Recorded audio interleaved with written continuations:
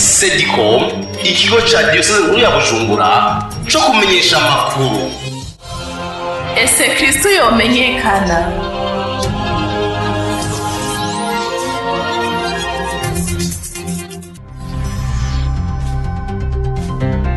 Amakuru mu Kirundi mushikirizwa na Sedicom.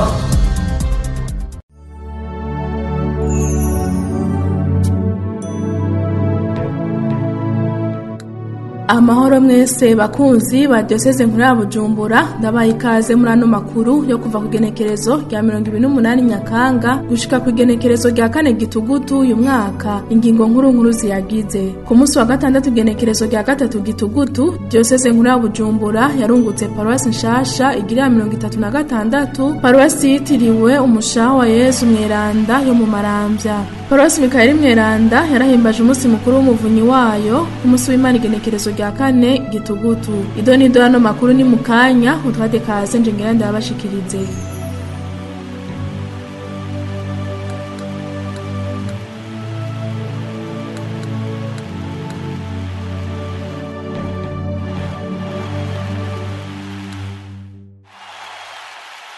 Ndasubiye kuba ikaze muri ano makuru. Ngo Imana ibashinze uyu murima wa paruwase ngo muze mu bubungabunge nk'uko Imana ibishaka. Byashikirijwe na Nyiricubahiro Musenyeri Gervase Banshimiye ubusa, umwepiskopi mukuru wa Diocese nkuru ya Bujumbura ku munsi wa gatandatu genekerezo rya 3 Gitugutu, aho yariko arashikiriza icese paruwase Maramvya akongera akagena abo basaserdoti baragije iyo paruwase. Tumwumvirize. Bakristo basangwa ba Maramvya, Imana ingabiye paruwase yitiriwe umushaha Mweranda wa Yesu. Murame mukenguruka uru rukundo Imana iberetse mu kubaroza iyi ngabire uyu munsi. Imana ibashinze uyu murima wanyu w'iyi paruwase ngo muze mu bubungabunge nk'uko yonyene ibishaka, kugira ngo ubu murima wa paruwasi ya Maramvya turamutse dushinga ube nka kumwe n'ababwira ca giti gisagarara cashinze imizi ahakomeye, no kuvuga mu ijambo ry'Imana, maze kikaronsa agatutu abantu bose bamaze kuyoboka Imana n'abo nyene batarayoboka Imana. Murame musaba kugira ngo uyu murima Imana ibaragije wame uri ka kanyenyeri gahuhura mwene abo bantu bahuvye bitiranya Imana y'ukuri n'ikigirwamana.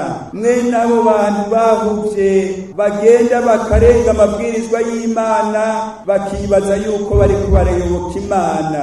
Mubabera akanyenyeri kababoneshereza kugira ngo nabo baje mu nzira nziza.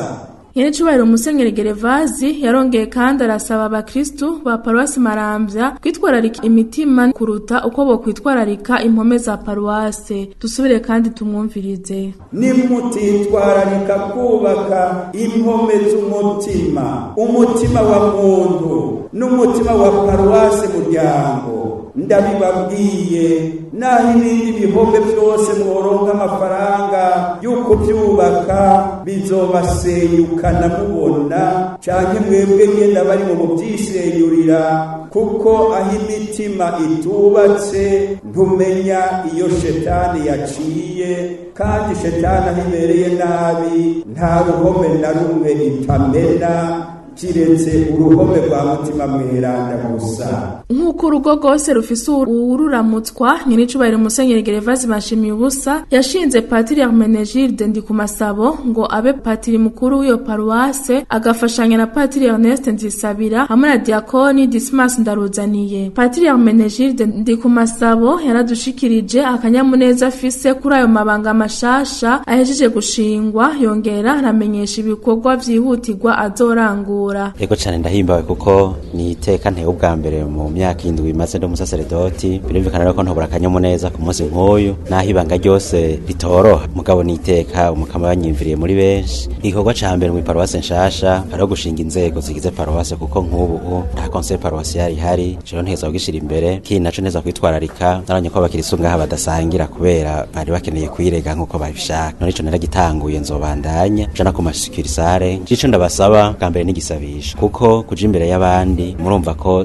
kwitwa padiri mukuru mukuru gusa ni vyiza ko ndabaha iyo mana bakeneye no gufashanya rero mu butumwa. Ivyo ndamaze kubibona ko tuzofashanya neza kuko navyo n'ingene batwakiriye umunsi dushika ndabona ko ari abakirisu bari banyotewe paruwasi. N'abakristu ba paruwasi Maramvya ntibatanzwe nabo kugaragaza akanyamuneza nk'uko mugira mu vyumve. N'akanyamuneza ntange nari narahiye ko ntasiba kuri uyu munsi mukuru tukomorewe iparuwase ya Maramvya. Iyo paruwase yasani yari yaribagiwe mugabo kumbure natwe twarabigize uruhara abakirisu kuko nitwaronse abayiserukira bikwiye ngo dusabe ikure ibe paruwase. Kuva 1942 ariho yavuka, none uyu munsi w'itariki 3 z'ukwezi kw'icumi ariho ibaye paruwase. Ntawe reka kunezerwa. None rero turashimira Imana kubona musenyeri yarumvise akamu twamuteye, none ahejeje kutugabira kudushikiriza iyi ngabire. Nakanyamuneza kadasanzwe kuko turavye turiko turava ngaha tuja mu kinama n'urugendo rurerure kandi n'amabarabara ni mabi, dufate nk'imvura yaguye kwipakiza biratugora cyane. Hari ibinogo byinshi mu mabarabara izozi zikuzura, hari uruzi gwitwa Muzazi rwatubangamira cyane, ariko ubu kuba turose paruwase ngaha iwacu ni ivyishimo bikomeye cyane. Sinumva n'ingene no bivuga ahubwo Imana ihabwa icubahiro. Nyakubahwa musenyeri yaje kudushikiriza ino paruwase, turamushimiye cyane. Imana imuje imbere ibandanye imutera iteka. Iyi paruwase dushikirije ntituyicarike ahubwo dukore, tubona yuko tugiye gukora ahubwo dutere tuja imbere. Akaba jewe original ishinzwe igisata ca Maramvya kibaye paruwase, ninaco gituma rero zakanyamuneza ntangere ku byiza byose Imana ihejeje kutugirira. Novuga nti nk'inyishu y'Imana wamadutera igisabisho twisaba ngo turonse paruwase, none ihejeje kwitugabira.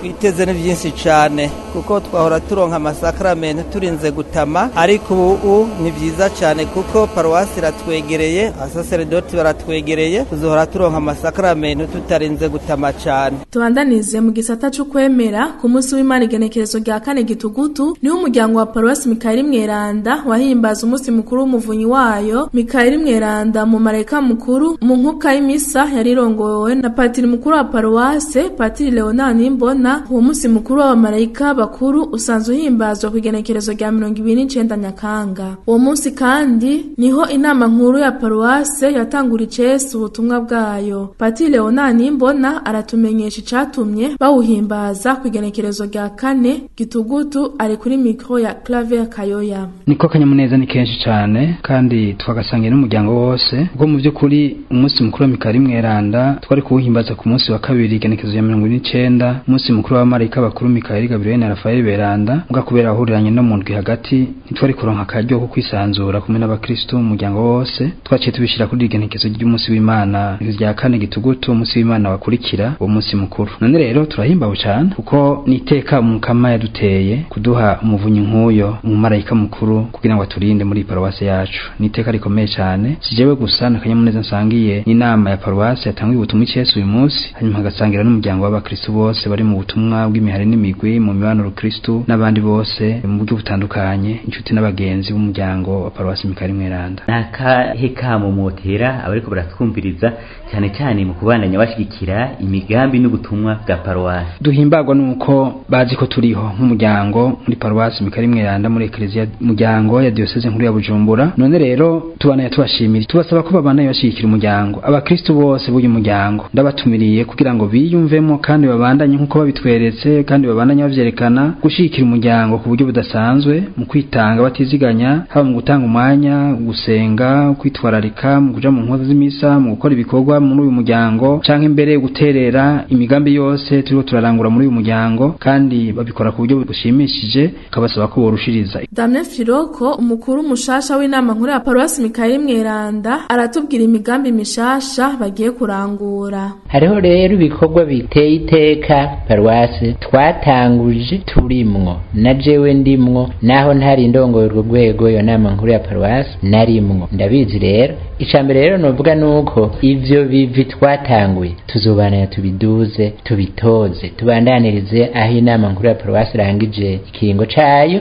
yarigejeje. Ico ikaba cambere. Ca kabiri naco imigambi mishasha ntibuze, tuzoja turayibabwira. Ndafise mu mutwe imigambi itari mike yofasha igateza imbere, igasununura paruwasi yacu ikiteza imbere. Ariko kandi mwarabonye ko twagize inama ikomeye y'abaserukira eka ibisata vyose byose bifise ubutumwa birangura muri Mikayeli Mweranda. Rero twaravuze tuti hariho ibintu bigoranye tubona dutora natwe bigaragara, ivyo rero nivyo bigoye abakristo bacu. Aho rero izo ngorane twabonye zihari hose tubafitiye imigambi, kandi tugiye kwiganira nkuko mwabonye twabivuze, tugiye kwiganira nabo nyene baba muri Paruwasi Saint Michel, duheze turabe ico dushobora gukora tugikore. Mugiye kuri wa gatatu igenekerezo ry'indwi Gitugutu, abakristo bo mu Kanyosha bahimbaza isabukuru y'imyaka 13 iheze baronse paruwase, bagabanye ku igenekerezo ry'indwi Gitugutu umwaka wa 2007 inyuma y'imyaka 54 bakukira paruwasi Mikayeli Mweranda. Abakristo bo muri iyo paruwase barashima ku ntambwe igezeko ugereranije nuko vyari bimeze imbere yo kugabana iyo paruwase. Ni inkuru ya Gonzalve Ntashimikiro. Mu gihe paruwasi Kanyosha kwije imyaka 13 ibayeho, abakristo barakenguruka intambwe igezeko ugereranije nko vyari bifashe kera. Leopold Kumana ni umukristo wo muri paruwasi Kanyosha yibayemwe kuva mu mwaka wa 1984 akaharangura ubutumwa butandukanye, akanarongora n'inama nkuru ya paruwasi Nteguza mu gihe bari baritegura koronka paruwasi. Yavuze ati iki paruwasi yacu yateye intambwe, tumwumvirize. Kuva aho gashure tabariro kagitanguye mu Kanyosha nta tabernakulo yari ihari. Tabernakulo mu Kanyosha yatanguye kuhashika mu mwaka wa 2002 abasaseredoti bera bahashitse, kandi ico nico kintu ca mbere nshima cane. Kera kara gashure tabariro bahita ku Buhomba, mu nyuma umukamara dufasha harava ku Buhomba hava mu Gisaka hinjira mu Gisagara. Hanyuma rero ubutumwa buca burakogwa nyezina, abakristu baroroherwa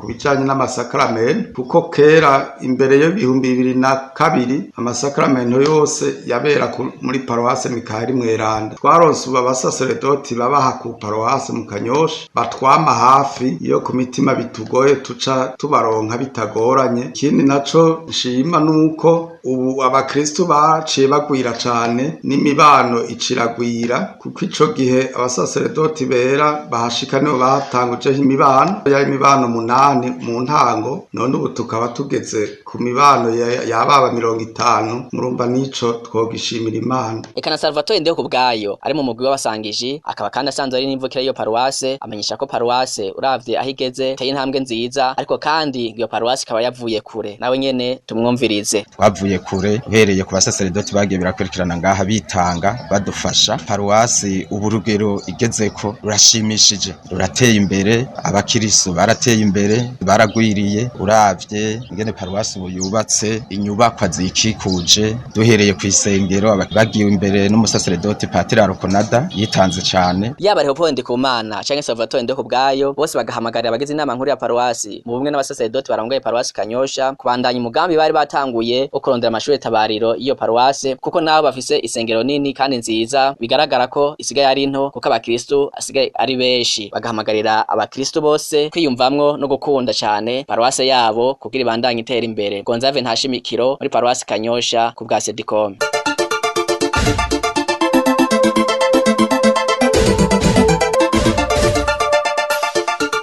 Amakuru y'ubutumwa, abakristo bo mu mibano mito mito yitiriwe Francisco yasize Mweranda, Mikayeli Mweranda mu mareka mukuru na Tereza w'umwana Yezu irangurira ubutumwa muri paruwasi yitiriwe Mama Tereza w'Ikarukwita Mweranda, barahuriye mu nkuka y'imisa ngo bakengurukira Imana bongere bigina abavunyi babo ku munsi w'Imana igenekerezo rya 4 Gitugutu. Idonido na Donatien Nzobonimpa. Mu nkuka ya misa yaherejwe n'umukuru w'abasaseredoti b'inyigisho y'Ukristo mu Burundi, Nyakubahwa Patiri Venance Ntawunyiriye, bashoboye gushikanira umukama ibintu bitari bike harimo cyane bifungurwa. Nawe Patiri akaba yabasabira n'umuhezagiro uva ku mukama. Inkuka ya misa irangiye, twashoboye kwegera abakuru b'iyo mibano kari 3, umubano witiriwe Mikayeli Mweranda, Francisco Mweranda hamwe n'umubano witiriwe Mweranda Tereza w'umwana Yezu. Baratubwira igituma bahisamwe abo beranda nico babamariye mu buzima bwabo bwa gikristo, kuko yaranzwe n'urukundo ko kugarukira ku bantu baba bashonje baba merewe nabi. Nico gituma rero twamuhisemo, kubera ugo rukundo ariko gwerekanye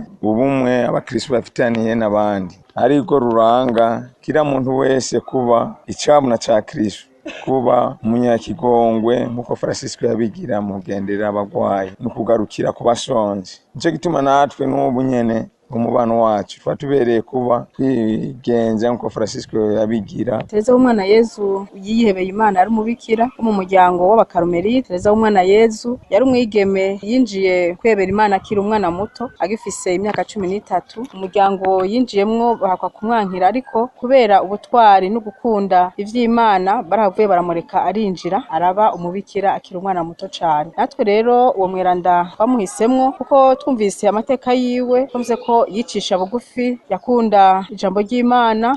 Ico tuma ngira abakristo kugira ngo mu marayika mukuru Gabriel dushishikare tumwibuka nuko tuzirikana cyane igitabo c'ivyahishuriwe umutumwa Yohane kuva 12 kuva ku murongo wa mbere, niho batubwira ububasha n'ubushobozi bw'umumarayika mukuru Mikaheli. Mwomenye yuko abahurikiye muri iyo mibano twababwiye bugorovye bashoboye guhurira hamwe maze basangira utwo bari bateguye. Donatien Nzobonimpa, Sedicom, Paruwase yitiriwe umweranda mu Tereza w'ikarikuta mu Ruziba. Umugwi w'abaririmbira witiriwe Tereza w'umwana Yezu urangurira ubutumwa muri Paruwasi Magara wariginye umuvunyi wabo ku munsi w'Imana igenekerezo rya 4 Gitugutu. Uwo munsi mukuru ukabuhimbazwa ku isi yose igenekerezo rya 2 Gitugutu. Jacqueline Habonimana. Uwo munsi mukuru wabaye inyuma y'imisa ya kabiri aho bahuriye mu nzu y'amanama bagasangira imfungurwa n'inyobwa kavukire. Niyo ndiko Onesphore asanzwe arongoye umubano w'abakozi ba leta yarasiguriye abaraho ivyaranze uwo mweranda Terezia w'umwana Yezu. Tumumvirize. Ni mweranda kibera karero muri byinshi na cyane cyane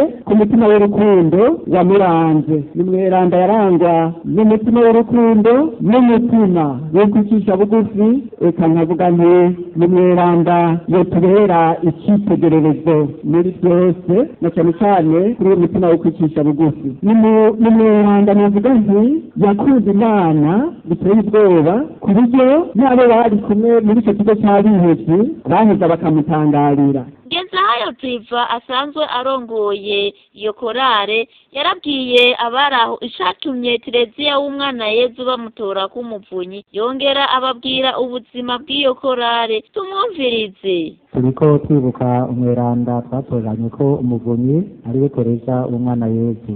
Icatumye rero dutora uyu muvunyi wacu Tereza w'umwana Yezu nuko wagiye adufasha, yagiye abishikiriza, nuko yari umuntu yarangwa n'ubwitonzi no guca bugufi, ndetse akavuga ati umuhamagaro wanje ni rukundo. None rero twese abaririmbira Imana b'iyo korale barashimye ko uyu muvunyi yotubera mu ngoro akadusabira, hama natwe twagerageza guca mu makanda yiwe kugira ngo icyo kivugo yari afise natwe tugire icacu. Yatanguye neza ku mugaragaro yitwa iryo zina igenekerezo rya 24 ukwezi kwa kabiri umwaka w'2019. Iyi korale ku rugero runini igizwe n'abakuze ariko kandi n'urwaruka rurimwo, harimwo abapapa n'abamama. Patiri Mwibusamana yaratumiriye abatama bahoze muri iyo korale kugaruka muri iyo korale, yongera ababwira ko uwo mweranda batoye k'umuvunyi ari umwigisha wa Eklezia. Jacqueline Habonimana ku bwa Sedicom, Paruwase Magara. Tukire mu makuru y'ubutumwa ku munsi w'Imana igenekerezo rya 4 Gitugutu, umugujeje gukurikirana imibano mito mito yo muri Paruwasi Nyakabiga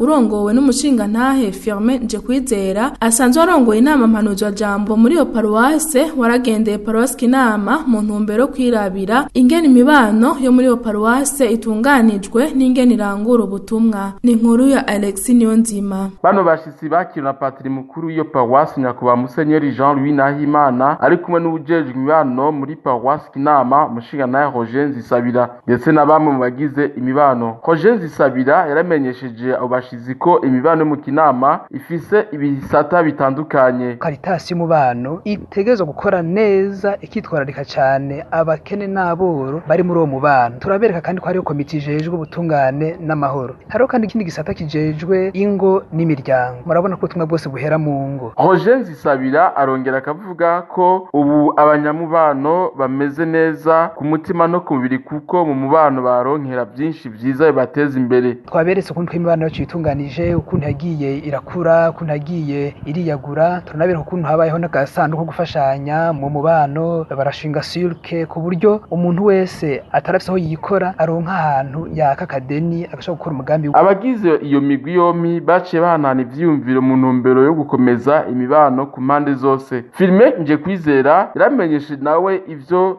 bungutse. Twagiye tumva ko mutunganije neza imibano mu gushiraho agasanduku ka sirke mu mibano kafashije cyane kugira ngo abanyamibano baje hamwe bimare ubukene bongere kandi baguranane bongere kandi baziganye. Ariko kandi twagiye twumva ko mu mibano yanyu mufise ukuntu mwitunganije nyene ku buryo bafasha cyane muri paruwase, bagafasha cyane kugira ngo ubuzima bwa paruwase bugende neza. Ivyo navyo bikakomeza ubumwe hagati y'abakristo n'abasaserdoti bacu Mukama yaduhaye, bakumva ko bashigikiwe. Mu guheraheza ico kiganiro, Musenyeri Jean Louis yarakeje abo banyamuryango ba paruwase Nyakabiga baje gukomeza ubucuti hagati y'ano maparuwase abiri ndetse no gusuma ubumenyi. Kanatsinda turi bene mugabo umwe agira ati: nuko abakirisu bo mu mibano bategereye yuko co bahuriye ko ego mu bwa mbere n'ijambo ry'Imana, kurizirikana, kurisabikanya, ningene abakirisu bageze kuri iyo ntambwe idasanzwe yo kumarana ubukene, bakagira bati ego myitwariko ni myinshi mugabo ntituzotera imbere uwo mutima w'urukundo uranga abakristu tutawerekanye no mu ngiro. Tugakenguruka rero naco twabasabikanirije ubwo buryo bwo kubana nk'abakirisu ba mbere kumwe bari bameze, abakirisu bakageza kwegeranya utwo bafise mu kugira amashirahamwe yo kwiyungunganya, kwiteza imbere no kuguranana kumbure kuba afise ibibazo bitandukanye kugira ngo ntihagire umukirisu asigara inyuma. Mwomenya ko paruwasi Kinama ifise imibano 145. Niyonzima Alexis, paruwasi Kinama, Sedicom. Dusoze hano makuru ku makuru y'umubabaro. Umusaserdoti w'umukama umuhisi Patiri Athanase Sabimana yahora ari umwe mu basaserdoti bagize umuryango wa diocese nkuru ya Bujumbura. Kuri wa gatatu igenekerezo ry'indwi Gitugutu niho haherezwe inkuka y'imisa yo kumusezera ubwa nyuma, hongera haraba amaziko yo kumushingurana iteka. Iyo nkuka y'imisa yabereye mu isengero ya paruwasi yitiriwe Mikaeli Mweranda, ikaba yarirongowe na Nyirincubahiro Musenyeri Gervazi Banshimiye ubusa, umwepiskopi mukuru wa diocese nkuru ya Bujumbura. Patiri Athanase Sabimana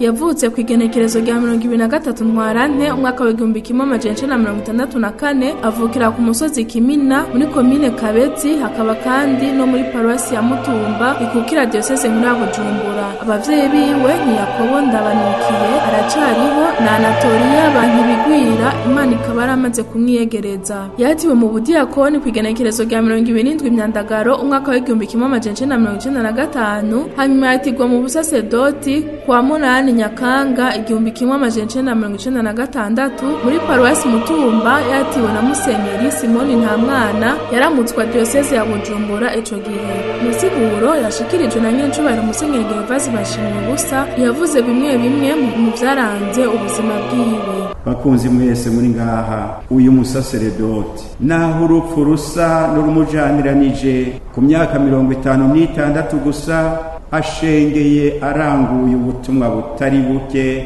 kandi aburangurira ahatari hake, kandi gushika n'uyu munsi ntiyari bwerekane ko yarushe, ko yarambiwe, kuko yarazi ico yakurikiranye, yakunda uwo yakurikiye, arico gituma atigera arambirwa. Kuva acatirwa mu ibanga ry'ubusaserdoti 1996 yaramaze guca mu maparuwase atandukanye. Guhera mu 2000 yaciye aba patiri mukuru, amaze gusa imyaka 4 ari umusaserdoti, abibangikanya no kuba umunyababanga mukuru w'igisata c'inama y'abepiskopi kijejwe ubutungane n'amahoro. Bishobora no kubasigurira rero umutima yarasanganywe wo kwitwararika abo bose bato bato, abo bose bariko bararenganywa, kandi akagerageza kubavugira naho byamukwegera. Kuva mu mwaka wa 2007 naho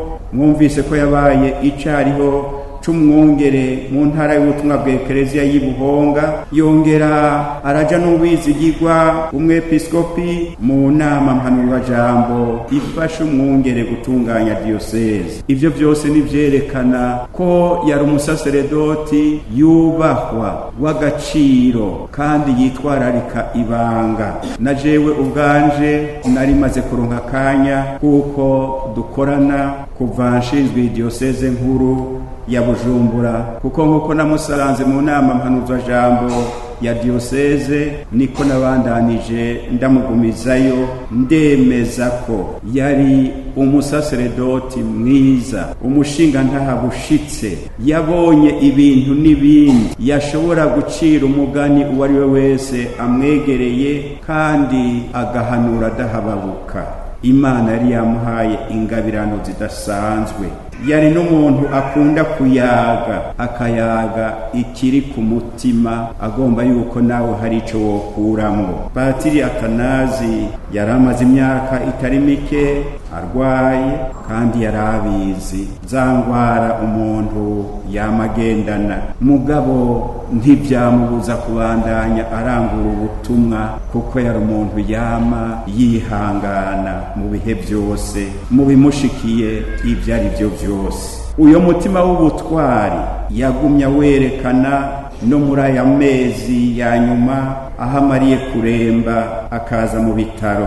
Uwaja kumuramutsa yamutera inkuru akamuganiriza nk'uko womengo ntakigwaye, arico gituma abantu bose bavuye kumuraba bahora bavayo bizeye bati uko twamubonye ari mu gukira, kuko yaratoye imitende, ariko ari kubera ko afise umutima mwiza, umutima wo gukunda abantu, umutima wo kubaremesha, kandi bagira ngo nibo baje kumuremesha. None rero umusaseredoti wacu Atanazi, turazi ko utifuza guca wigira ngo dutane ubutumwa muri iki kiringo, mugabo wari wabaye umusaseredoti kuko wemera ko wahamagawe kandi ugatumwa n'Imana. Wari yaguhamagaye rero kandi akagutuma, niwe wenyene yarazi kiringo kibereye azokumaza ku kivi. Ko none rero iyo Mana yashimye kugodoka, turayisavye iguhe kwiruhukira mu mahoro yayo, ubonereho kubandanya utuvugira twese muvukanye niwiruhukire mu mahoro. Patiri Atanazi Sabimana rero yashengeye Bukama ku wa gatanu igenekerezo rya 2 Gitugutu umwaka, ahitanywe n'indwara aho yari mu bitaro Kira by'Ibujumbura. Abakristo benshi bazomwibukira ku mazina bamutazira nka Mutama yuzuye ikigongwe, ubw'impuhwe nyinshi yarafitiye abantu akabitaho benarugwe, kuko nahaba mu magume we batatinya namba ahantu hameze nabi, ahubwo yahagenda gushikiriza ijambo ry'Imana atarya umunwa. Iyo Mana umusaseredoti yakunze akayihebera, nimwakire mu bwami bwayo.